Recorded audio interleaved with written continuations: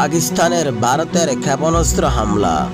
পহেলগামের হামলার জেরে 2 সপ্তাহের বেশি পাল্টাপাল্টি পদক্ষেপের পর পাকিস্তানে হামলা চালিয়েছেন ভারত। মঙ্গলবার রাতে পাকিস্তান ভূখণ্ডের অন্তত 3টি স্থানে ক্ষেপণাস্ত্র হামলা হয়। পাকিস্তানের আন্তঃবাহিনী গণসংযোগ পরিদপ্তরের বরাত দিয়ে জিও নিউজের প্রতিবেদনে এই তথ্য জানানো হয়েছে।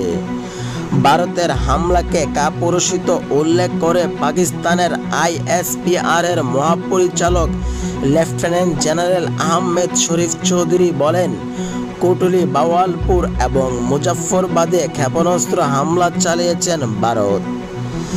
স্থানীয় সময় রাত 1টার দিকে গণসংবাদ মাধ্যম ARY নিউজকে তিনি বলেছেন, কিছুক্ষণ আগে শত্রু ভারত বাওয়ালপুরের আহমেদপুর এলাকায় সুবহানুল্লাহ মসজিদ, কোটলি এবং মুজাফফরাবাদে আকাশপথ থেকে 3টি স্থানে বিমান হামলা চালিয়েছেন ভারত।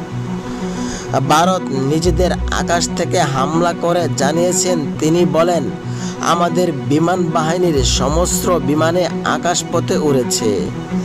এই কাপুরুষিত এবং লজ্জাজনক হামলাটি ভারতের আকাশসীমার ভেতর থেকে করা হয়েছে। তাদেরকে পাকিস্তানের আকাশসীমার অনুপ্রবেশ করতে দেওয়া হয়নি। বার্তা সংস্থা রয়টার্স একাধিক প্রত্যক্ষদর্শীর বরাতে জানিয়েছেন, পাকিস্তানের আজাদ কাশ্মীরের রাজধানী মুজাফফরবাদে পাহাড়ি অঞ্চলের কাছে একাধিক বিকট বিস্ফোরণের শব্দ শোনা গেছে। পাকিস্তানে হামলার তথ্য নিশ্চিত করেছেন ভারতের সশস্ত্র বাহিনীও।